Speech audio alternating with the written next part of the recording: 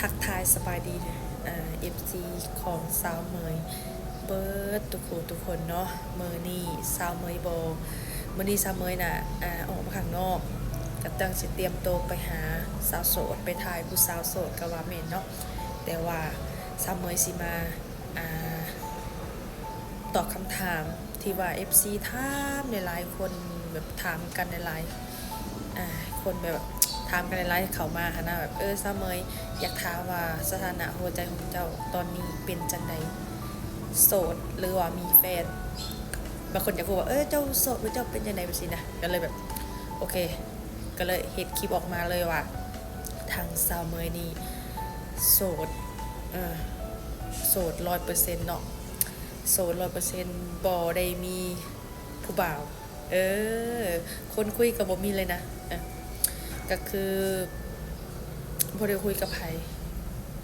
ตอนนี้คือบ่ได้คุยกับไผเลยเป็นโสดสนิทนะบางคนทักมาหาว่าโอ้ยจะโสดแท้บ่ไปสินะนี่ก็คือว่าโสดเนาะก็บางคนน่ะบางเทื่อคือมีทาง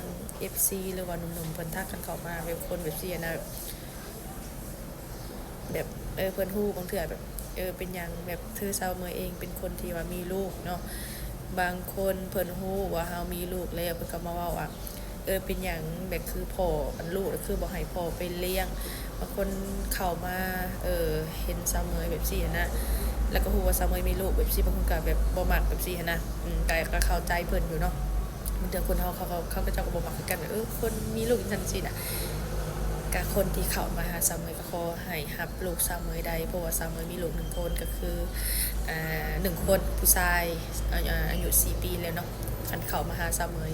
ถ้าว่ารับลูกสาวเมยได้ก็เข้ามาคุยเนาะแต่ก็หาคนที่ว่าโสดแล้วก็ฮักมักแท้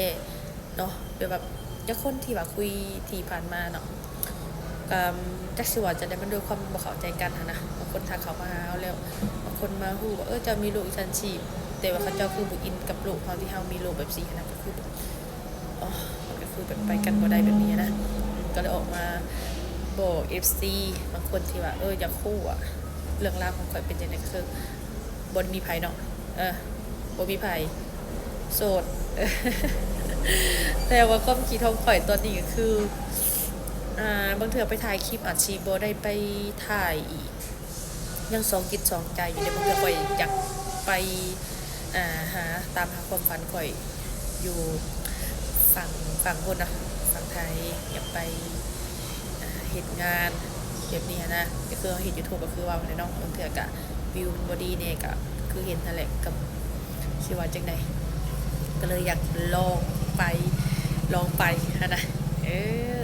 กาคือสิอีกบ่ดนดอกที่ว่าทางสมุยสิได้ไปนะอีกบ่ดนบ่นานดอกเพราะว่าตอนนี้ทางสมุยเองก็ได้บัตรแล้วได้บัตรหวังวันที่6ที่7เด้ที่ผ่านมานี่แต่ว่าได้แล้วอาจจะได้เฮาก็มาลุ้นกันเลยว่าสิเป็นจังได๋ดอกถ้าสาวเมยไปฝั่งไทยมื้อใดเดี๋ยวสาวเมยสิเฮ็ดคลิปอีกเทื่อนึงเนาะจังได๋ก็ฝากติดตามเด้อเนาะฝากกดไลค์กดแชร์ให้สาวเมยเนาะตอนนี้ทางสาวเมยก็เตรียมตัวไปถ่ายคลิปสาวโสดก่อนนะฝากกดไลค์กดแชร์ก็ขอบใจหลายเด้อที่เขารับชมสาวเมยเด้อนะ